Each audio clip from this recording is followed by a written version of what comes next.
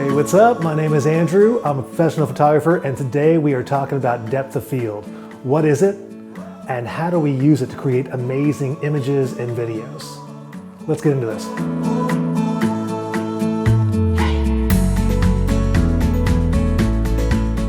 So depth of field refers to the nearest and the furthest objects that are in focus in your photograph. And this is a big concept because this determines how you're going to show your subject. So take a look at this diagram. The top line of this diagram shows a narrow depth of field, meaning the foreground and the background are out of focus, drawing attention with a shallow focus to your subject.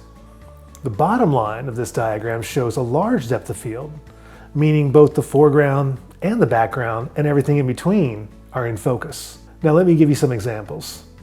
To illustrate this concept, let's look at these images of a car. The first image is taken using shallow depth of field, and thus only a small portion of the car is in focus. The second photograph is taken using a large depth of field, meaning the entire car, both foreground and background, are in focus. So how do we affect depth of field? Well, there's a couple different ways you can do this. And the first one I want to talk about is the aperture.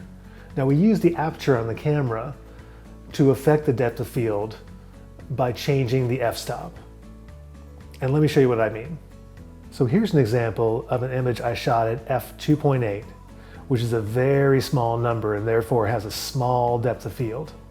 Now here's the same image shot at f22, which is a much larger f-stop, giving us a much larger depth of field. So which one do you think is better? When you're dealing with a subject, say a person, usually you want to make that person stand out. So you want to have a shallow depth of field. But if you want to show that person in the scene, then you're going to want to use a larger depth of field. Okay, another way to look at aperture is through these diagrams. Everybody shows these diagrams with the lens opening corresponding with the f-stop number. As the aperture hole gets bigger, the corresponding f number gets smaller. It's very confusing. So let's think about it this way. How about we use the f-stop numbers and forget about the aperture ring? We don't need to show the aperture getting bigger or smaller. We just need to know about the f-stop because that's what's going to determine what our depth of field is going to be. Here's a new diagram. We'll start at f2.8 and we'll end at f22. And at f2.8, that's the smaller number, which means the smaller depth of field, or shallower. Now at f22, it's a larger number, which means a larger depth of field, which means more things are in focus. Doesn't that make a lot more sense? Let's just focus only on the numbers. And so the smaller the number, the smaller the depth of field. The larger the number, the larger the depth of field. It's pretty easy.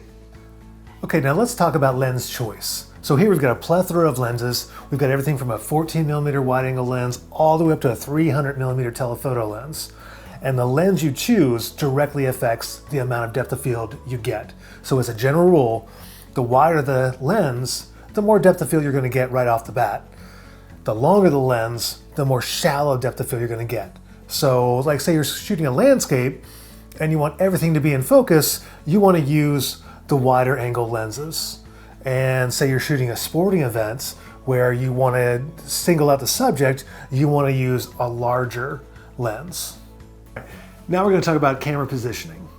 And the position of your camera, where it is in relation to your subject, is directly going to affect the depth of field. So as a general rule of thumb, the closer you are to your subject, the more depth of field is going to be affected. Let's take a look at these videos. So with a wide-angle lens, as we walk closer to the subject, you can see the background goes completely out of focus.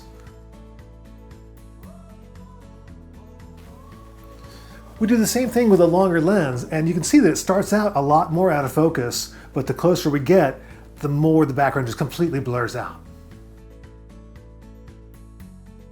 So camera position is directly related to your depth of field. So the further back you are from your subject, the more depth of field you're going to have. The closer you are to your subject, the less depth of field you're going to have. Okay, so let's recap everything we've learned about depth of field. So we learned that there's a narrow depth of field, which is when the foreground and the background are out of focus. And then we learned that there's a wide depth of field when everything's in focus, both the foreground and the background. So we learned that aperture and f-stop are a big part of depth of field. So the smaller the number, say f2.8, the narrower the depth of field. The larger the number, say f22, the larger the depth of field, so the more that's in focus. We talked about camera positioning. So the closer you are to your subject, the more narrow your depth of field is going to be. And the further away you are from your subject, the wider your depth of field is going to be. We also talked about lens choices. And you've got everything from an ultra wide angle lens all the way up to a super telephoto lens. And the smaller the lens, generally speaking, the more wider depth of field you're going to get. The longer the lens, the more narrow depth of field you're going to have. So you would use a wider angle lens for a landscape because it's easier to get everything in focus. You would use a longer telephoto lens to, say, shoot a portrait when you want to blow out the background and just have your subject in focus. Okay, that's my tutorial on depth of field. I hope that answers most of your questions. If you have any more questions, leave a comment down below. Please subscribe and like the channel. It would really help. And I will see you in the next tutorial.